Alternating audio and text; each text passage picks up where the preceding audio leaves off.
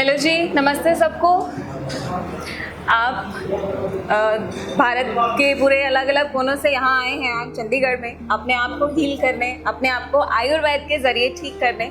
तो मैं चाहूँगी थोड़ा सा आयुर्वेद किस तरह से काम करता है और डाइट का क्या रोल है आयुर्वेद में वो आप समझें, क्योंकि उसको फॉलो करना बहुत ज़रूरी है। दवाइयाँ जो हमारी हर्ब्स हैं, हर्बल फॉर्मुलेशंस हैं, वो डेफिनेटली काम करती हैं, लेकिन हमको चाहिए कि वो बेस्ट काम करे हमारी बॉडी पे, और वो बेस्ट काम तब करेंगी जब हम डाइट को प्रॉपरली फॉलो करेंगे। ऐसा कई बार हो जाता है जब सीज़न बदलता है, बहुत सारी चीज़ें हमारी बॉडी के अंदर बदलती हैं। बहुत सारा आप देखते हो मंडी में मिलने वाली सब्जियां बदल जाती हैं, फ्रूट्स बदल जाते हैं। तो हम डॉक्टर साहब से ही जानना चाहेंगे कि अभी जैसे मानसून आ रहा है ना, बारिश कई जगह ऑलरेडी शुरू हो चुकी है, कई जगह होने वाली है, तो क्या क्या परिवर्तन हमें अपनी बॉडी में देखने को मिलेगा जिससे घबराए नहीं पेशेंट्स, इट्स ओके, ठीक हो जाएगा। और दूसरा, क्या क्या परिवर्तन हमें अपनी डाइट में करना है जिससे कि हमारी कंडीशन और खराब नहीं हो, बैलेंस्ड रहे। देखो, क्योंकि डिफरेंट डिसीजेस के आप पेशेंट्स हो, ऐसे नहीं है कि मतलब एक ही स्पेसिफिक डिसीज में हो, पर सीज़न जैसे चेंज हो रहा है तो जब से जैसे सीज़न चेंज होता है, चाहे वो कोई भी सीज़न है, तो इस केस में बॉडी की इम्यूनिटी थोड़ी सी लो हो जाती है, बॉडी का बल जो है वो थोड़ा सा कम हो जाता है, और जो हमारे तीनों दोष होते हैं, वात पित्त कफ, वो थोड़े से इम्बैलेंस होना स्टार्ट हो जाते हैं। ठीक है, तो तीनों दोष इसमें प्रकोप हो जाता है। तो इसलिए हमें अपनी डाइट का स्पेशली बहुत अच्छे से ध्यान रखना होता है, जिसमें कि हम इजीली डाइजेस्टेबल फूड हमें खाना होता है। जैसे समर्स में हम ड्रिंकिंग के लिए ज़्यादा ले रहे होते हैं क्योंकि गर्मी ज़्यादा होती है और स्वेटिंग भी हो रही होती है साथ में, तो उसमें पीने का बहुत ज़्यादा इंटेक कर रहे होते हैं ताकि फ्लूइड बैलेंस जो है वो बना रहे। अभी जैसे जैसे मानसून आता जाएगा तो हमें अपने पीने जो कुछ ड्रिंक अगर ले रहे हैं, अगर जूसेस वगैरह भी ले रहे हैं, तो उसमें भी थोड़ा स्पेसिफिक होना पड़ता है, और इवन पीने के पानी तक का भी ख्याल रखना होता है, क्योंकि जैसे कि अल्सरेटिव कोलाइटिस वाले पेशेंट्स होते हैं, उसमें डाइजेशन का बहुत इंपॉर्टेंट रोल रहता है, सभी में रहता है, पर अल्सरेटिव कोलाइटिस वाले जैसे रहते हैं तो उनमें डाइजेशन का बहुत इंपॉर्टेंट रोल रहता है। तो पानी के कंटेमिनेशन को भी देखना होता है, क्योंकि जैसे बारिशें होंगी तो पानी का जो क्वालिटी है वो भी धीरे धीरे ख़राब होती जाती है कई जगह, तो उसमें भी एकदम अच्छे वाला फ़िल्टर्ड पानी जो है वो यूज़ करें, उसका भी ख्याल रखना है। कई बार क्या होता है कि पानी का सोर्स गलत होने की वजह से ही फूड पॉइजनिंग हो जाती है और लूज़ मोशंस उसकी वजह से ट्रिगर हो जाते हैं बहुत ज़्यादा, तो उससे पेशेंट बहुत घबरा जाते हैं। तो वैसा ना करके एक बार पानी का भी इंटेक अच्छा करके और डाइट को थोड़ा सा कम करके, मतलब जितना यूजुअली ले रहे हैं एकदम लो कर दो उस टाइम पे डाइट को। फीवर आ जाते हैं बीच में, है ना, मौसम जैसे ही चेंज होता है तो कॉमन कोल्ड जैसे सर्दियाँ जुकाम वगैरह हो जाता है, खांसी वगैरह आना स्टार्ट हो जाती है, बुखार आना स्टार्ट हो जाते हैं, तो उस केस में आपने क्या करना है कि एकदम हल्की डाइट पे आ जाना है। ठीक है, और उस डाइट को भी पचने के लिए थोड़ा सा टाइम देना है। ठीक है, एकदम मूंग दाल की पतली खिचड़ी पे आ जाओ 2-3 दिन के लिए, अपनी डाइट को एकदम लो कर दो। ठीक है, उससे होगा कि बॉडी के पास टाइम मिल जाएगा हीलिंग के लिए और अच्छे से आप हील कर पाओगे। ठीक है, rather than going for other juices और ये सब, आप सिर्फ मूंग दाल की पकी हुई खिचड़ी जो है उसको ले लो। और इस टाइम पे ना आप फ्रूट्स और वेजिटेबल्स में भी बहुत ज़्यादा कच्चा खाने की कोशिश मत करो उसको। ठीक है, क्योंकि कच्चा जो खाते हैं वो थोड़ा हैवी टू डाइजेस्ट हो जाता है, तो उसको थोड़ा सा स्टीम कर लो या बॉईल कर लो, जो भी आपकी डाइट चार्ट में इंडिकेटेड है फ्रूट्स और वेजिटेबल, उसको थोड़ा स्टीम और बॉईल करके उसका सूप बना के उस फॉर्म में लो उसको, तो वो ज़्यादा अच्छे से बॉडी में एब्जॉर्ब भी हो पाएगा और उतना आपको अच्छा न्यूट्रिशन भी दे पाएगा, है ना। कोई सवाल किसी का कुछ पूछना चाहते हैं पर्टिकुलरली सीजन को लेकर, या कुछ शंका हो किसी चीज़ में, डाइट को लेकर या अपनी डिजीज़ को लेकर, कोई लाइफस्टाइल चेंज को लेकर पूछना चाहते हैं? पानी तो 1.5 लीटर पीने के लिए बोलते हैं, तो मैंने ज़्यादा पानी पीने की जरूरत हो रही है। किस चीज़, क्या हम पी सकते हैं? ओके, किस चीज़ की प्रॉब्लम? Liver cirrhosis. 1 लीटर पानी एडवाइस किया गया है आपको, हाँ है ना, और वो उनको लग रहा है कि पानी की कमी हो रही है बॉडी में, ज़्यादा पानी की देखो, अगर आपकी बॉडी ज़्यादा रिक्वायर कर रही है बॉडी, और आपको असाइटिस नहीं है, मतलब पेट में पानी नहीं भरा हुआ है, लिवर सिरोसिस की कंडीशन है पर पेट में पानी नहीं भरा हुआ है, और गर्मियाँ हैं और आपका चलना फिरना उतना ज़्यादा हो रहा है ना, बॉडी ज़्यादा डिमांड कर रही है, स्वेटिंग ज़्यादा हो रही है, तो आप 2 लीटर तक भी जा सकते हो उस दिन। अगर आप सिंपल बैठ के ही काम कर रहे हो, सिंपल एक जगह पे बैठे ही हो, कुछ उतना फिजिकल एक्टिविटी नहीं हो रही है, स्वेटिंग ज़्यादा नहीं हो रही, क्योंकि पानी को निकालने के लिए सिर्फ फिर यूरिन ही है ना, या मोशन में थोड़ा बहुत निकलेगा, है ना। और अगर पानी का इंटेक ज़्यादा रहता है ना, तो लीवर किडनी दोनों पे लोड रहता है और फिर असाइटिस की कंडीशन डेवलप हो सकती है, पेट में पानी भरने की कंडीशन डेवलप हो सकती है, इसलिए पानी का इंटेक थोड़ा सा कम करते हैं उसमें ना। पर आपको लग रहा है कि गर्मियाँ ज़्यादा हैं और स्वेटिंग ज़्यादा हो रही है, या आपको मतलब लग रहा है बॉडी में रिक्वायर्ड ज़्यादा है, प्यास ज़्यादा लग रही है, तो उसको बढ़ा लो, पर कभी भी 1 गिलास से ज़्यादा पानी या आधे गिलास से ज़्यादा एक बारी में मत पियो। ठीक है, घूट घूट करके पियो और आधे गिलास से ज़्यादा मत पियो, चाहे दोबारा पी लो जब प्यास लगती है तो। ठीक है, और कुछ किसी को पूछना है? आईबीडी ठीक हो सकता है? आयुर्वेद से ठीक हो सकते हैं? हाँ जी। क्या डिजीज के लिए आए हैं? IBD ulcerative colitis. IBD ulcerative colitis है, तो पूछना चाहते हैं क्या ठीक हो सकता है आयुर्वेद के जरिए? डेफिनेटली बहुत अच्छे से ठीक होता है। एलोपैथिक में जब आप जाओगे तो आपको डायरेक्टली बोल देंगे कि ये कभी ठीक नहीं होगा, ठीक है। और बहुत सारे पेशेंट्स वही सुन के मतलब जो अपना मोरल हाफ से भी डाउन हो जाता है उनका, वैसे ही गिर जाते हो, ठीक है। तो आपने बिल्कुल अच्छे से पॉजिटिव माइंडसेट के साथ अपनी आयुर्वेदिक मेडिसिन को फॉलो करना है। जो जो आपको डाइट एडवाइस की जाती है, एकदम इजीली डाइजेस्टेबल फूड आपने खाना है। रात का खाना जो है वो 7 बजे से पहले कर लो, ठीक है। जब सनसेट होता है तो उससे पहले अपना रात का खाना कर लो और 10 बजे तक सोने चले जाओ। ये रूटीन अपना बना लो, अपना लाइफस्टाइल को ठीक करो। साथ में अपनी जो भी मिर्च मसाले वाली चीज़ें हैं, जो बहुत ज़्यादा ऑयली और ऐसी चीज़ें हैं, उनको अवॉइड कर दो, ठीक है। जो बॉडी में हीट ज़्यादा कर रही है, ये सारी बीमारियां जो है ना मोस्टली हीट के कारण होती हैं। जो बॉडी में एक्स्ट्रा हीट डेवलप हो रही होती है ना, उसके कारण ये बीमारियां बढ़ती जाती हैं, जो भी इन्फ्लामेशन होती है ना। सारी प्रिकॉशंस मैं पिछले 6 महीने से ले रहा हूँ। देखो क्या होता है ना, बीमारी के ऊपर डिपेंड करता है, आपकी बॉडी के ऊपर डिपेंड करता है। अब अल्सरेटिव कोलाइटिस जो है वो 3 महीने में एकदम से हर पेशेंट्स में 3 महीने में ठीक नहीं होती, कई बार उसमें थोड़ा लंबा टाइम भी लगता है। आपकी बॉडी में चेंजेस आ रहे होंगे, वो साइड बाय साइड धीरे धीरे हीलिंग चल रही होगी वहाँ पे, ठीक है। तो आप प्रिकॉशंस करते जाओ और आपको अच्छा रिजल्ट ही मिलेगा, उसका पॉजिटिव रिजल्ट ही मिलेगा, ठीक है। सर ये सवाल आपके मन में कहाँ से आया, क्यों आया कि ठीक होगा कि नहीं होगा, ऐसा आपको बोला गया क्या? नहीं, क्योंकि मैंने एलोपैथिक में पिछले 1 साल से दवा करा रहा हूँ, तो ऐसे कोई हीलिंग प्रोसेस मेरे को उसमें दिखा नहीं। ओके, एलोपैथिक के 1 साल से आप ट्रीटमेंट हाँ ले जी, रहे हैं, हाँ जी। कोई रिजल्ट आपको नहीं? ज़्यादा कुछ फ़र्क नहीं दिखा। ठीक है। अगर स्टेरॉइड वगैरह चलाता था तो जो प्रॉब्लम है सप्रेस हो जाते थे, लेकिन स्टेरॉइड जैसे डिपेंडेंसी वही होता है, जब स्टीरॉइड चलता है ना तो वो बॉडी में सप्रेशन ला देता है उसको, मतलब डिसीज़ को आपकी को दबा देगा। हमें दबाना नहीं है उस डिसीज़ को, हमें उसको ठीक भी करना है साथ में, ताकि आपकी मेडिसिन जो हैं वो स्टीरॉइड, पहले तो स्टीरॉइड डिपेंडेंसी को ख़त्म करना है।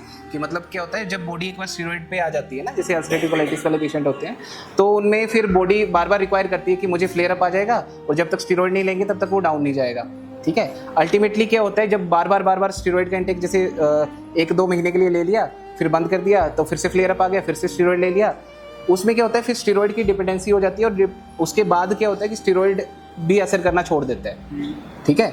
तो उस स्टेज तक जाने से बेटर है हम उसको आयुर्वेदिक से हील करें और स्टीरॉइड की डिपेंडेंसी को ही ख़त्म कर दें, है ना, ताकि उसको लेने की ज़रूरत ही ना पड़े और आयुर्वेदिक मेडिसिन से नेचुरली हीलिंग अंदर से स्टार्ट हो जाए, और फिर जो बीमारी जो है वो डाइट और लाइफस्टाइल और साथ में मेडिसिन से अच्छे से सॉल्व हो जाए, है ना, ताकि स्टीरॉइड की तरफ जाने का ज़रूरत ही ना पड़े। क्योंकि लॉन्ग टर्म तक जब हम स्टीरॉइड लेते हैं, चाहे वो अल्सरेटिव कोलाइटिस है या कोई और डिसीज़ है, तो उसके इफेक्ट जो है किडनी पे भी पड़ता है, लीवर पे भी पड़ता है और पूरी बॉडी पे भी पड़ता है ना, कहीं ना कहीं उसका असर रहता है। उसको थोड़ा सा डोजेस पे जब आप लेते हो तो बॉडी को अच्छा लगता है कि अभी तो बहुत अच्छा लगा, ताकत भी आ गई, भूख भी अच्छी लगने लग गई, पर अल्टीमेटली उसका लॉन्ग टर्म यूज़ नहीं कर सकते, आपको भी पता है, और वो डॉक्टर्स भी एडवाइस नहीं करते हैं इनसे, है ना। तो हम भी यही एडवाइस करते हैं कि आप अपना नेचुरल डाइट और लाइफस्टाइल को अच्छा बना के रखो और साथ में आयुर्वेदिक मेडिसिन को फॉलो करो, जैसे आपको बताया जाता है बहुत अच्छे से अल्सरेटिव कोलाइटिस हील होता है, ठीक है। मैम आप किस चीज़ के लिए आते हैं यहाँ पे? मैं मेरी बेटी के ITP के ITP के लिए। तो आप मुझे बता सकते हैं कि क्या क्या चीज़ें, कुछ होम रेमेडीज़ जो आपने इंक्लूड किए हैं उनके लिए, और एक पूरा दिन भर का डाइट आप उनको क्या क्या देंगे जो उनको हेल्प कर रहा है ठीक होने में? सुबह तो पहले अर्ली मॉर्निंग उनको जो फर्स्ट में बोला है ग्रीन जूस देने के लिए, ग्रीन जूस देते हैं। फिर वो योगा करती है, योगा करके फिर ब्रेकफास्ट, फिर स्कूल जाती है। एक्चुअली ब्रेकफास्ट तो उसका स्कूल में ही होता है।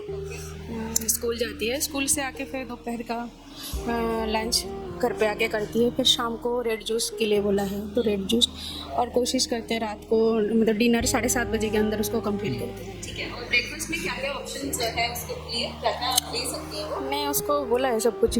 हाँ, और लंच में भी सेम? हाँ, कुछ स्पेशल चीज़ जो आपने बिल्कुल बंद कर? हाँ, डेयरी प्रोडक्ट कुछ भी मतलब एनिमल्स प्रोडक्ट पूरी तरह उसको बंद है। ठीक है, और ग्रीन जूस और रेड जूस आप मुझे एकदम फटाफट से बता दीजिए, ग्रीन जूस में आप क्या क्या यूज़ करते हैं? ग्रीन जूस में पुदीना, धनिया, पालक के पत्ते और गेहूं की जवारा, पपीते के पत्ते, ऑल्टरनेट जो भी मिलता है, शीशम के पत्ते। और रेड जूस के लिए बीट रूट, गाजर, पोमोग्रेनेट, एप्पल या जो अवेलेबल हो वैसे, उसके साथ आंवला।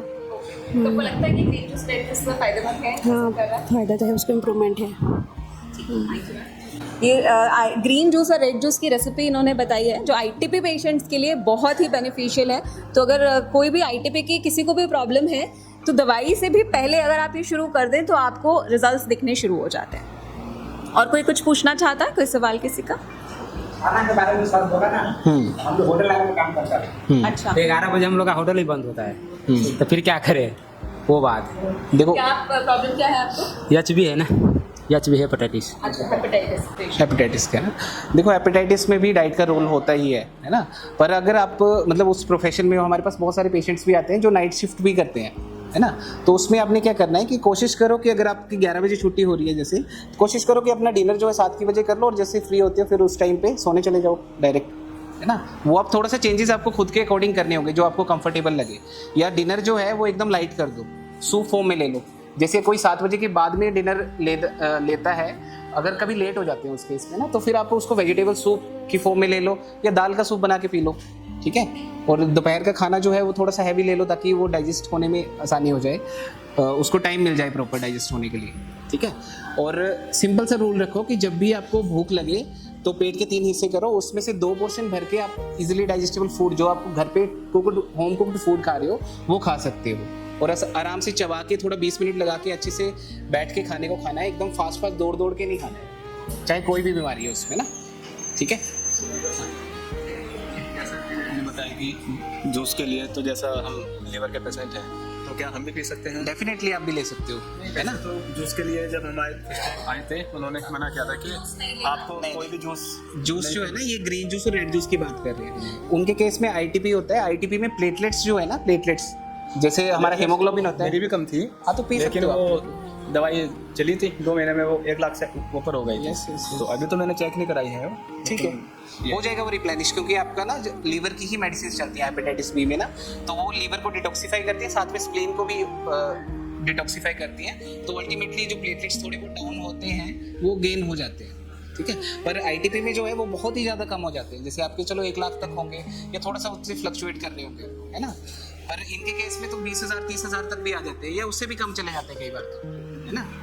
बस सर आप बता दीजिए ग्रीन जूस की रेसिपी। ग्रीन जूस में आप धनिया, पुदीना, थोड़ा पालक के पत्ते और जो ग्रीन चीज़ें होती हैं जैसे थोड़ा कड़ी लीव्स वगैरह डाल के, हाँ उसको फिर डाल के आप बना सकते हो।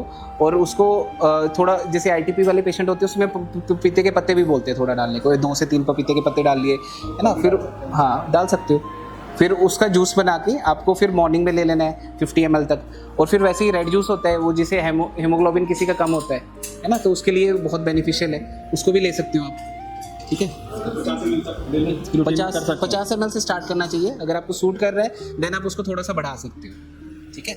इसके अलावा जो एशकार्ड जूस रहता है, जो सफ़ेद पेठा जैसे रहता है ना, उसका भी जूस बना के पी सकते हो, वो भी कूलिंग होता है अंदर, ठीक है, वो भी अच्छा रहता है।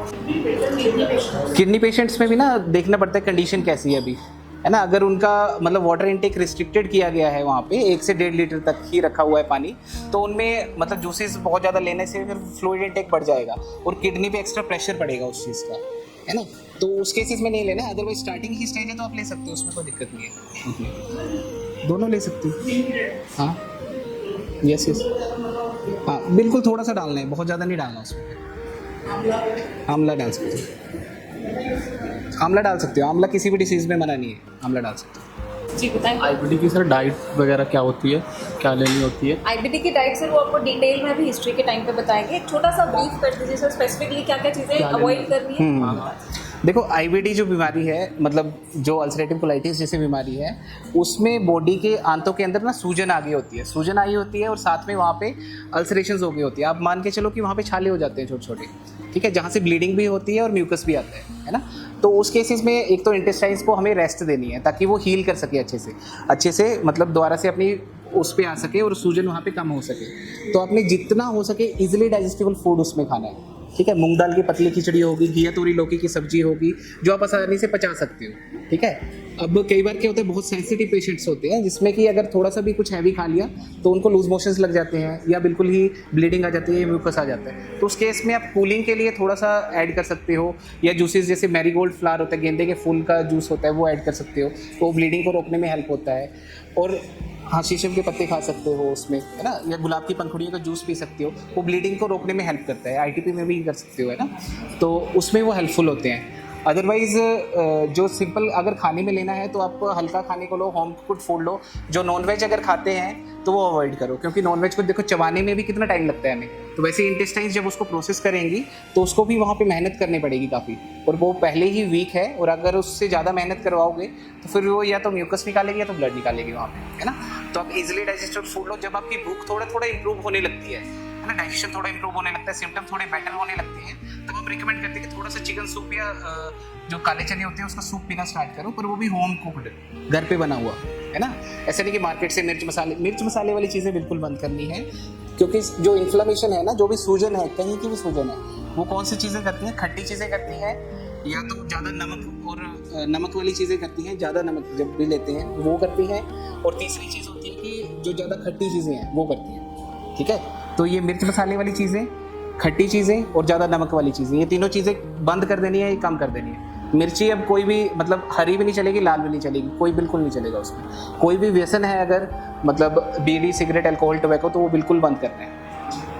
आंवले का जूस नहीं, आंवले का जूस जो है ना, अगर वो फ्रेश मिल रहा है तो आप थोड़ा बहुत अमाउंट में ले सकते हो। अगर कंडीशन, वो आपकी कंडीशन पे डिपेंड करता है कि कैसी है, अभी म्यूकस कितना आ रहा है और डाइजेशन कैसा है आपका, उसके अकॉर्डिंग ले सकते हो।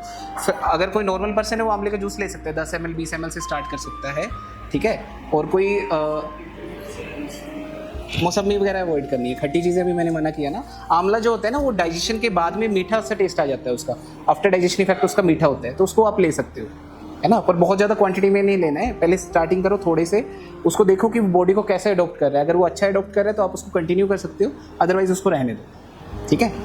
सर एक लास्ट क्वेश्चन, अभी ये जैसे मौसम शिफ्ट हो रहा है तो इसमें ध्यान रखने वाली ऐसी कोई 3 चीज़ें जो हर पेशेंट को या हर इंसान को ध्यान में रखनी है? हाँ, इसमें ना आपको सबसे पहले अपने पीने के पानी के लिए एकदम अवेयर रहना है, ठीक है, क्योंकि पानी में कंटेमिनेशन ज़्यादा होगी, भी बरसात होगी तो पीने का पानी जो है वो ज़्यादा कंटेमिनेटेड होने के चांसेस होते हैं। सेकंड थिंग, जब बरसात होती है तो सब्जियों वगैरह में भी कीड़े वगैरह भी आते हैं कई बार मार्केट में, है ना, जैसे, तो उसके लिए भी ज़्यादा अवेयर रहना है कि आप कहाँ से परचेज़ कर रहे हो, मार्केट से ले रहे हो सब्जियाँ वगैरह भी, उसको भी अच्छे से पहले बॉईल करके या अच्छे से धो के फिर उसको पका के खाएँगे तो ज़्यादा बेटर रहेगा। तीसरा, जब भी आपने फूड लेना है, कच्चे फूड्स लेना अवॉइड करना है अभी ज़्यादा, ठीक है, उसको अवॉइड करना है। थोड़ा सा कुकड या स्टीम्ड फूड जो है वो आप प्रेफर करो लेना, कच्चे की बजाय। ज़्यादा सैलेड्स वगैरह उस पर नहीं जाना है आपने, ठीक है। Thank you so much sir, Okay. And thank you and all the very best to you. Hope कि आप बहुत जल्दी से कम्प्लीटली हील हो जाए। All the very best. www.planetayurveda.com पर जाएं और वहाँ पे हमारे जो कंसल्टेंट्स हैं, पूरे वर्ल्ड से हमारे पास पेशेंट्स जो है कंसल्ट करते हैं आयुर्वेद के रिलेटेड। हमारे MD आयुर्वेदा डॉक्टर्स हैं जो कि व्हाट्सएप वीडियो कंसल्टेशन के थ्रू आपको कंसल्टेशन देते हैं, और आप ऑनलाइन अपॉइंटमेंट बुक कर सकते हैं, और अपने जो फ्रेंड्स हैं, जो फैमिली के लोग हैं, उनको आप बता सकते हैं।